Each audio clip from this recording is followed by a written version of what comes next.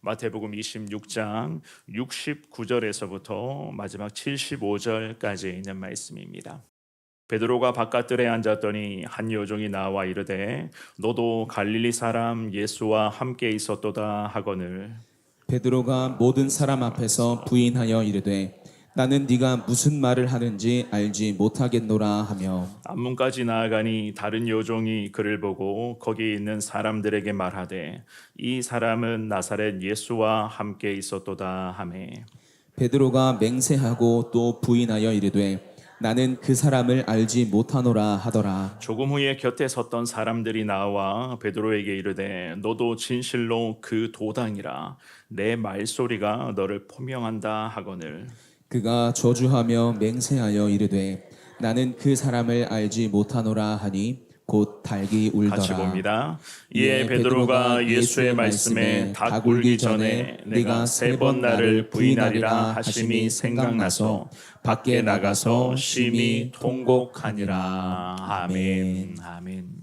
오늘부터 한 주간 예수 십자가, 그 십자가의 고난을 묵상하며 새벽마다 우리가 함께 기도하며 십자가의 그 은혜를 나누는, 그 은혜를 사모하는 시간을 우리가 갖고자 합니다. 매년 종료주일을 시작으로 하여서 특별히 고난주간과 특별히 부활주일의 이 귀한 시기를 보내면은요, 개인적으로는 물론 차이가 있습니다만은 십자가의 은혜를 각자 나름대로는 좀 더 묵상하겠습니다. 그 십자가의 은혜를 더 귀하게 사모하겠습니다. 우리는 그러한 마음으로 예수님 바라보며 특별히 고난주간 한 주간만큼이라도 그야말로 예수께서 기뻐하시고 우리 예수님께서 원하시는 삶을 살아가고자 우리 온 성도님들은 아마도 발버둥을 치지 않을까라는 그런 생각도 해보게 됩니다. 특별히 우리의 삶에서도 고난주간만큼이라도 좀 더 거룩하고 좀 더 정결하게 살아가야 하지 않은가. 우리는 이런 생각도 늘 하고 있잖아요. 고난주간이기 때문에만큼은 좀 더 죄를 멀리해야 되고 죄의 유혹 가운데 단호하게 우리가 믿음으로 그 모든 유혹들을 이겨내야만 하고 게다가 십자가 능력으로 우리가 나아갈 때에 우리 하나님께서는 고난주간에도 특별한 은혜와 우리에게 승리의 거룩한 영광을 우리 주님이 우리에게 허락하여 주실 줄을 믿고 우리는 이번 한 주간만큼이라도 특별히 하나님 중심의 삶, 그야말로 십자가 그 능력을 붙드는 믿음의 삶을 우리는 살아가야 할 줄 믿습니다. 오늘부터 시작되는 이 고난주간의 귀한 특별 새벽 기도의 은혜의 시간을 통하여서 여러분들의 삶의 여정 가운데 모든 죄악의 유혹을 이겨내며 십자가 능력으로 하나님 승리케 해주실 것을 믿고 확신하며 주님 바라보며 온전한 예수의 제자로서 십자가만이 내 삶의 최고의 축복인 것을 믿습니다. 이러한 신앙의 고백을 통하여 이번 한 주간, 특별히 이번 한 주간뿐만이 아니라 우리 평생에 늘 예수님의 온전한 제자 되어 예수 십자가만을 붙들고 나아갈 수 있는 우리 성도님들 모두가 다 될 수 있기를 주님의 이름으로 축원합니다. 우리가 오늘 본문의 말씀 베드로라고 하는 이 믿음의 사람, 예수 그리스도의 제자였던 베드로의 그러한 실패의 순간을 보면서 오늘 본문의 말씀에 은혜를 잠시 나누고자 하는데요. 두 가지로 우리 하나님 주시는 영적 교훈을 한번 살펴보도록 하겠습니다. 첫 번째입니다. 이 베드로가 잠깐이었습니다만은 왜 잠시였지만 그가 잠시의 순간에 실패했었는가? 첫 번째입니다. 순간의 압박에 이 베드로는 완전히 무너져 버렸어요. 순간의 죄의 압박 가운데 베드로의 신앙은 완전히 주저앉아 버렸다.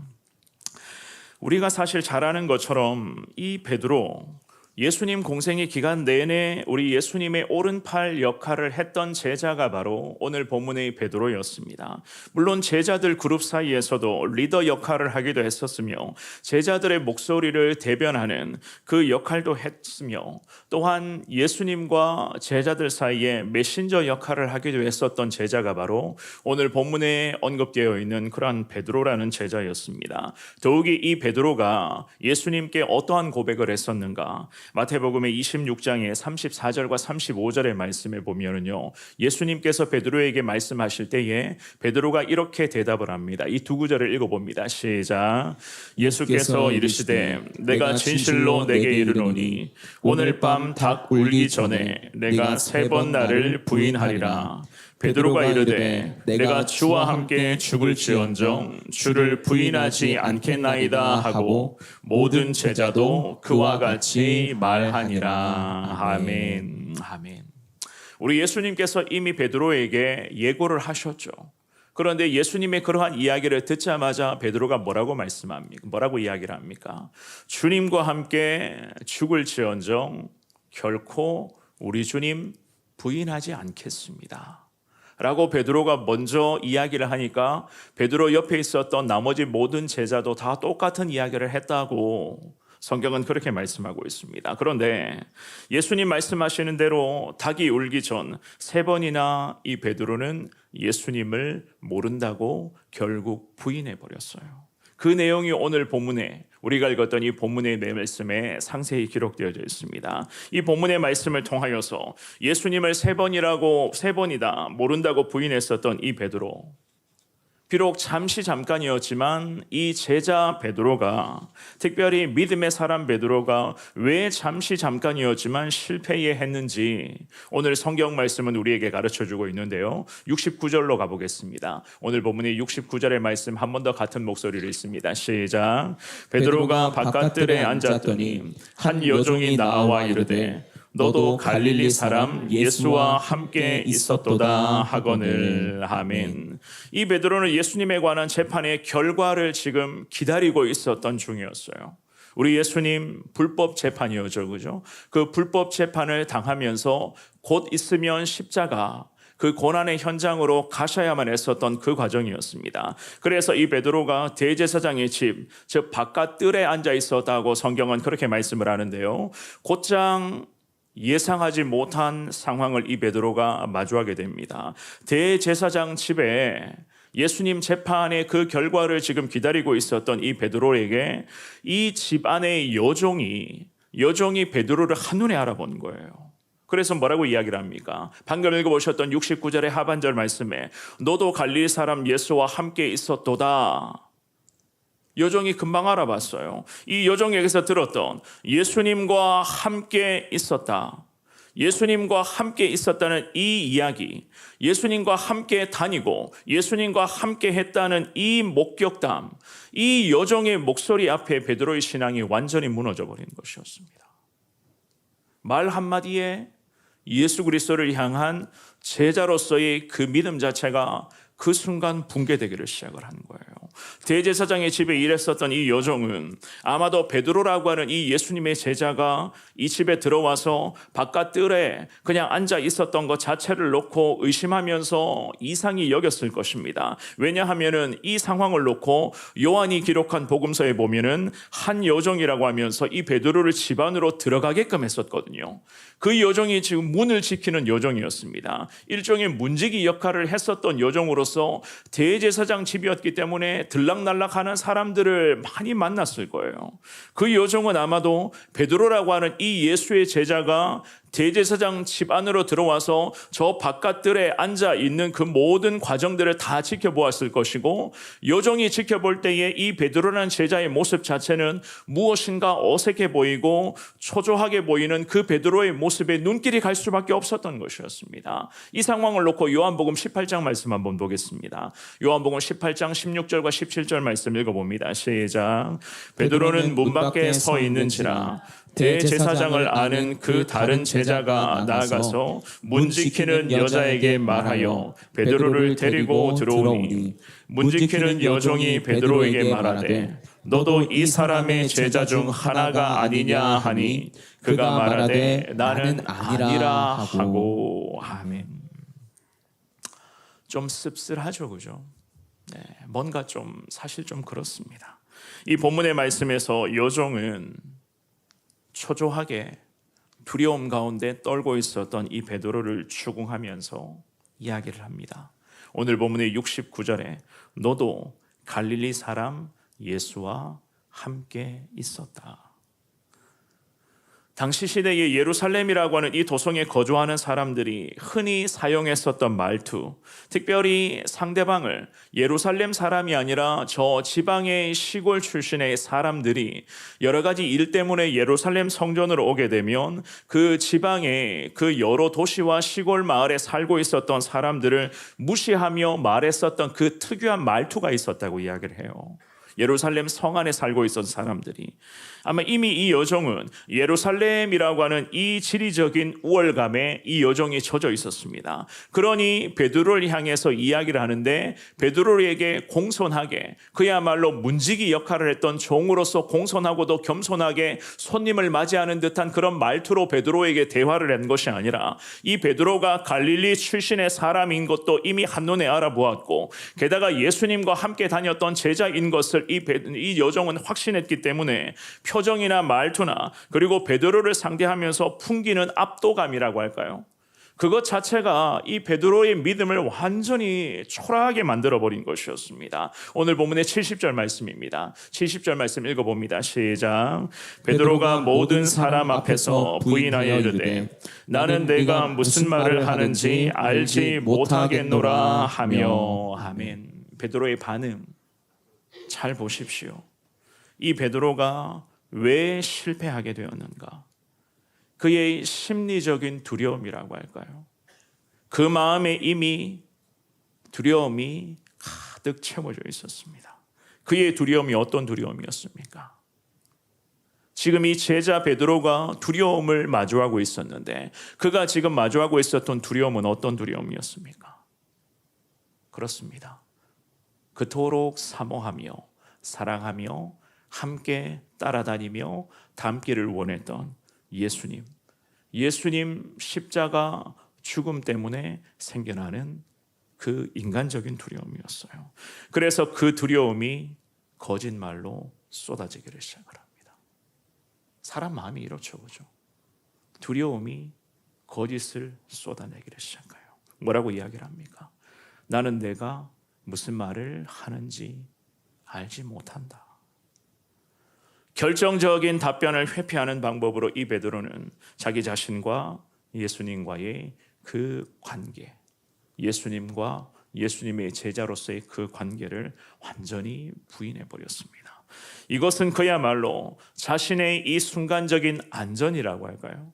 자기의 그런 안위만을 도모하려고 하는 우리 예수님의 십자가 고난, 예수님의 십자가 죽음, 예수님의 위대한 구원의 그 거룩한 비전을 이루어가는 그 모든 것은 안중에도 없었던 영락없는 실패자의 이 모습이 베드로에게 지금 나타나고 있었습니다. 순간의 압박에 이 베드로의 믿음은 완전히 초라해져 버렸고 이 베드로의 신앙은 너무나도 작아져 버렸습니다. 제자였고 게다가 우리 예수님으로부터 너는 반석이라고 교회의 기둥이 될 인물이라고까지 예수님으로부터의 그러한 말씀의 은혜도 이 들었던 베드로였는데 지금의 이 베드로의 모습을 우리가 가만히 지켜보면 그저 연약하고 초라한 인생으로 완전히 전락해 버렸던 것이었습니다. 그런데 지금의 그 모습, 그의 안에 있었던 그런 아픔과 그런 두려움과 여러 가지 그런 갈등과 그러한 고민의 이 모든 것들이 시간이 지나서 결국에는 이 베드로를 위대한 베드로 사도로 만들 수 있었던 결정적 우리 하나님의 일하심이기도 했었던 거예요. 이 과정 속에서 이 베드로는요, 그럼에도 깨닫고 자신의 연약함을 발견할 수가 있었던 그 영적인 거룩한 회복의 시금석으로 삼았던 것이었습니다. 71절과 72절 말씀으로 읽어볼까요? 오늘 본문의 71절 72절입니다. 시작. 앞문까지 나아가니 다른 여종이 그를 보고 거기 있는 사람들에게 말하되 이 사람은 나사렛 예수와 함께 있었도다 하매 베드로가 맹세하고 또 부인하여 이르되 나는 그 사람을 알지 못하노라 하더라. 아멘. 이제는 다른 여종이었죠. 베드로를 다시 알아보고 이야기를 합니다. 나사렛 예수님과 함께 있었다라고 증언을 합니다. 좀 전에도 말씀을 드렸습니다. 예루살렘 사람들이 타 지역 출신 사람들을 대하는 태도와 말투부터가 사실 교만했어요. 나는 예루살렘에 산다. 너는 어디 출신이냐? 이러한 상대방을 무시하고자 하는 그런 말투, 그런 표정들이 굉장히 역력했거든요. 베드로도 이번에도 마찬가지였습니다. 다른 여종으로부터 지금 이 이야기를 들었어요. 그 순간에서 다시 압박과 괴로움 앞에서 이 베드로는 어떻게 반응합니까? 72절에 맹세하고 부인하면서 뭐라고 이야기를 합니까? 나는 그 사람을 알지를 못한다. 그 사람이 누구예요? 누구를 모른다고요? 우리 예수님을 지금 이 제자 베드로가 모른 척하고 있었다는 거예요. 맹세하고 또 부인하여 맹세까지 하고 있습니다. 맹세. 여기서 말씀하는 맹세라고 하는 것은 어떤 자기 진실을 고백하기 전에 먼저 선언하던 그런 유대인들의 일반적인 습관이었습니다. 진실을 고백을 할 때에 이 진실은 그야말로 정말 진실이다 라고 이야기를 할 때에 보통은 유대인들의 습관 중에 하나가 맹세하는 거였어요. 맹세하며 당신에게 내가 말하는데 이거 정말이야, 이거 진짜야, 이거는 진실이야 라고 이야기를 할 때 쓰는 표현이 바로 지금 이 72절 말씀에 베드로가 하는 그 제스처, 맹세였습니다. 무엇을 맹세합니까? 예수님 모른다고 지금 맹세하고 있어요. 누가요? 예수님의 제자 아니겠어요? 예수님의 수제자였던 이 베드로가 지금 맹세까지 하면서 무엇을 맹세하는가? 예수를 모른다. 나는 그 사람을 알지 못한다. 어쩌면 베드로 자신을 가장 사랑했었던, 가장 아껴주고 가장 애지중지했었던 우리 예수님 아니시겠습니까? 그렇게도 좋아하며 따라왔었던 이 예수 그리스도에게 그 사람이라고 이야기를 하면서 우리 예수님을 이 베드로가 두 번째 부인합니다. 왜 두 번째 맹세까지 하면서 부인했습니까? 말로 표현할 수 없는 그 순간적인 압박과 그 위기 상황을 모면하기 위해서 이 베드로는 두 번째 우리 예수님을 모른다 거짓말을 쏟아내며 부인합니다. 우리도 사실 그렇습니다. 저도 성도님들에게 늘 그런 이야기를 합니다만은 깨어 기도해야 된다. 늘 우리가 깨어 기도하는 삶을 살아가야 된다. 오늘 이 본문의 베드로의 이 모습을 보면 참 우리 가운데 깨어 기도하며 살아가야 되는 그 삶이 왜 소중한가, 왜 중요한가를 우리는 분명하게 알 수가 있습니다. 이 베드로가 예수님과 함께 죽기를 각오했었던 제자였는데 과연 예수님으로부터 내 교회를 세우실 것이라고 인정받고 칭찬까지 받았던 이 베드로였는데 사실 이 지금의 베드로의 모습은 형편없는 모습 아니겠습니까? 오늘 이 새벽에 첫날 특별 새벽 기도에 나오신 사랑하는 여러분, 예수님과 함께 할 때에 우리는 천하를 지배할 수 있는 그 능력과 은혜를 얻게 되는 것이지만 반대로 예수님의 품을 떠나게 된다면 작은 압박과 그 작은 걱정거리마저도 결국 우리의 모습은 무너질 수밖에 없다는 그러한 영적 교훈을 여러분들이 깨달을 수 있기를 주의 이름으로 축원합니다. 특별히 이번 한 주간 우리가 고난주간의 시간을 보내게 될 것입니다. 십자가 고난에 동참하겠다 이미 우리는 몇 번이나 기도하고 지금 다짐한 상태였습니다. 이번 한 주간 내내 어쩌면 악한 영들은 우리를 더 치열하게 공격하고 교묘하게 우리의 신앙을 계속 흔들 수도 있을 것 같습니다. 그럼에도 그 순간순간마다 깨어 기도하는 믿음의 삶을 통해서 이 베드로의 모습을 반면 교사 삼으시면서 두려움마저도 십자가에 맡기겠습니다. 이 두려움마저도 십자가의 능력으로 이겨내겠습니다. 주님 함께하여 주시옵시고 우리의 믿음이 작은 믿음이 아니라 우리의 믿음이 점점 더 커지는 믿음이 되게 하셔서 주님을 믿는 그 믿음과 확신 가지고 승리하며 살아가게 하여 주옵소서. 주님 앞에 기도하며 그야말로 예수 그리스도의 십자가 능력으로 나아갈 수 있는 여러분 모두가 될 수 있기를 주의 이름으로 축원합니다. 두 번째입니다. 인간의 한계 앞에 주저앉아 버린 베드로였어요. 인간의 한계는 어쩔 수가 없습니다만은 그 한계 앞에 이 믿음의 사람이 결국 주저앉아 버렸습니다. 73절과 74절입니다. 두 구절의 말씀 읽어봅니다. 시작.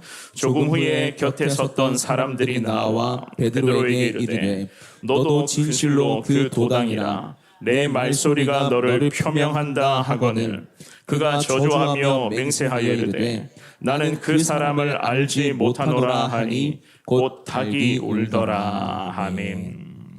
이 말씀을 잘 보면은요, 우리가 지금 이제 고난 주간에 한 주간의 시간을 보내게 될 거거든요.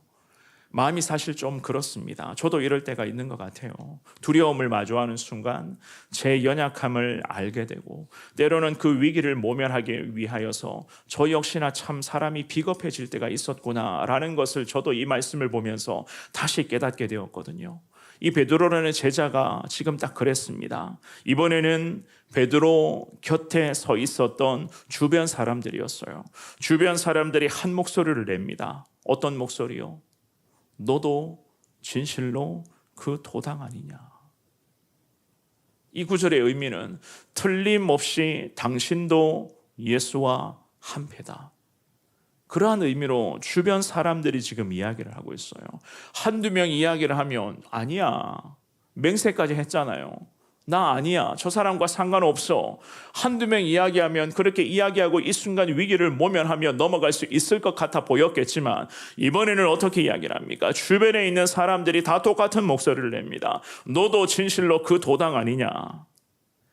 그렇다고 베드로를 한번 떠보는 수준의 그런 이야기가 아니었습니다. 주변 사람들이 베드로가 예수님과 함께 했었다는 것을 주변 사람들이 확신하고 있었습니다. 그래서 근거를 덧붙입니다. 어떤 근거를 덧붙입니까? 73절의 하반절 말씀에 너의 말소리가 너를 표명하고 있다라고 성경은 그렇게 말씀을 합니다. 북쪽의 갈릴리 지방의 그런 발음은 잘 다듬어진 남쪽 유다 지방의 그런 발음과 현저하게 다르다. 전문가들은 그렇게 해석을 하더라고요. 우리식으로 이야기를 하면 사투리죠, 그죠? 우리가 상대방의 말투를 좀 들어보면 어느 지방 출신인지 대충은 가늠할 수 있는 것. 우리 성도님들도 잘 아시지 않습니까? 오늘 본문에서 지금 이 주변의 사람들이 베드로의 그 말투를 다 들어보고서는 요종들과 주고받던 이야기, 나 아니야, 맹세하며 이르되 나 저 사람과 상관없어. 이 대화의 내용을 주변 사람들이 다 듣고는 주변 사람들도 똑같은 이야기를 합니다. 너도 같은 도당이다. 그러자 이 믿음의 사람 베드로, 이 제자 베드로의 반응이 어땠습니까? 그가 잠깐이었지만 왜 실패의 나락으로 곤두박질 치게 되었는가? 이것이 베드로의 연약함이자 우리의 그런 연약함이기도 하기다마는 오늘 이 본문의 말씀에서 베드로는 오히려 더 강하게 저주까지 퍼부으며 그리고 다시 맹세하며 자기 자신은 아니다 라고 74절 말씀에 다시 부정합니다. 거짓을 쏟아냈어요. 그렇습니다. 인간이 제 아무리 대단한 믿음을 소유했다고 한들 신앙생활, 평생을 신앙생활을 했다고 한들 게다가 제자 공동체에서 리더 역할을 감당하며 예수님의 오른팔 역할을 했다고 한들 사랑하는 여러분, 인간의 한계는요 어쩔 수 없는 부분이에요. 베드로의 이 마지막 우리 예수님을 모른다라고 했던 이 이야기에 예수님이 말씀하셨던 그대로가 다 이루어집니다. 결국 세 번째 예수님을 모른다 하니 닭은 울어버렸어요. 그 순간 닭 울음소리를 듣고서는 이 베드로라는 제자가 예수님 자기에게 하신 말씀이 이제서야 생각이 납니다. 그리고는 어떻게 했다고 이야기를 합니까? 75절 말씀의 하반절에 보시면 밖에 나가서 심히 통곡했다. 이 베드로는 자신이 예수님을 모른다고 부인하고 더 이상 예수님을 희롱하는 그 무리가 모여 있었던 그 자리에 머물 수 없었습니다. 찢어지는 그 가슴을 이 베드로는 부여잡고 황급히 그곳을 박차고 나가버렸습니다. 그리고는요 이 제자 베드로 심히 통곡했다. 그의 통곡은 잠시였지만 그의 실패를 되뇌이게 하는 그야말로 아픔의 통곡이자 회개의 눈물이었던 것이었어요. 나라는 사람이 이렇게 연약하구나. 3년을 예수님 따라다니며 예수님과 함께 먹고 자고 예수님께서 말씀하신 모든 사역 앞에 순종으로 나아갔는데 나라는 사람이 여전히 이런 사람이구나.